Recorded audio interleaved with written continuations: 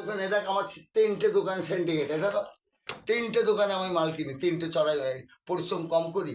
আমার আমার দোকানে বসে দাও, জামাল মিয়ার দোকানে বসে, আরেক দোকানে বসে, এই গুলির মধ্যে যে এই পাশে একটা চায়ের দোকান দেখলি না, দেখ ওই দোকানটা আমি মাল রাখি সব সময়, আমার লাগে সব ফ্রি ওই জায়গায়।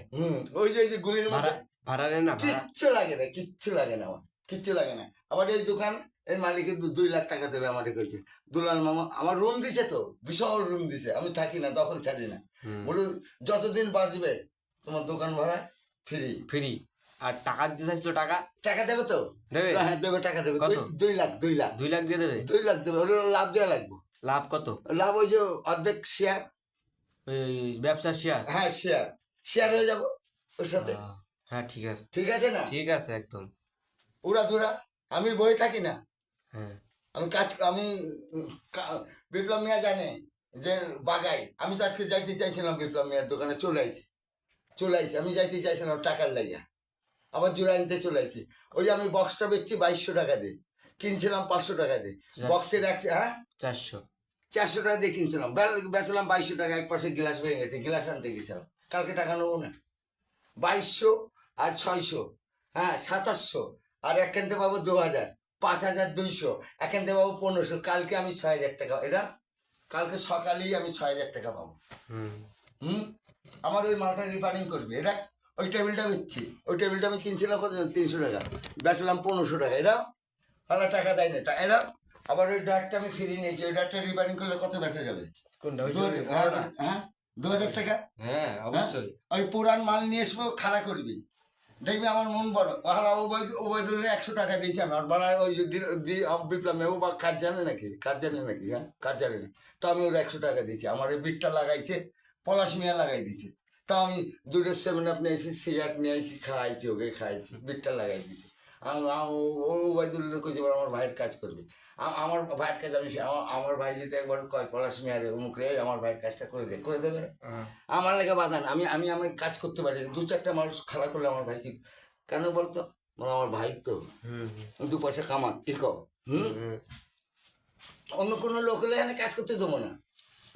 তুই দেখবি এনতে কোনো কিছু ব্যাট করে নাকি, তোর 2000 টাকা দেবো, করে দুলাল মামা আমার একটু আজ দেবি, দেখবি বান দেবো। কারখানার ভিতরে অনেক গদ্দা আছে না, আমি খাবো, এই দেখ ওটা আমি খেলে তোরে দেবো, 500-1000 দিয়ে দেবো, দেখবি আমি দেবো।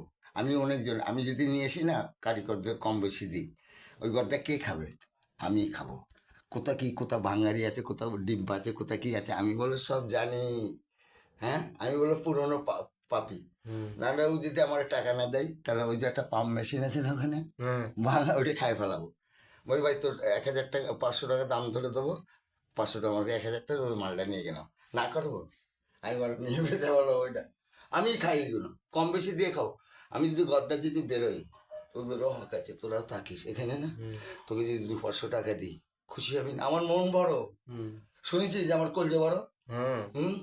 আমি কাউকে যদি খাটাই কোনো কিছু কম বেশি আমি দিই, আমি নিজে একা খাই না।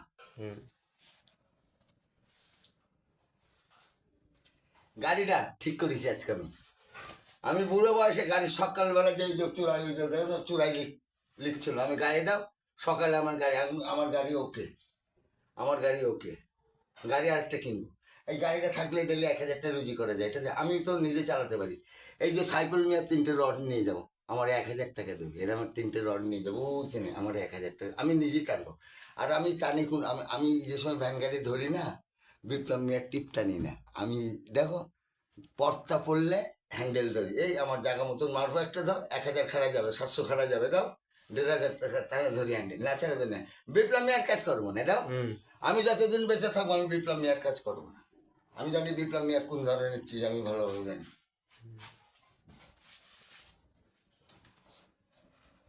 আমি স্কেলটা নিয়ে এলাম মামা।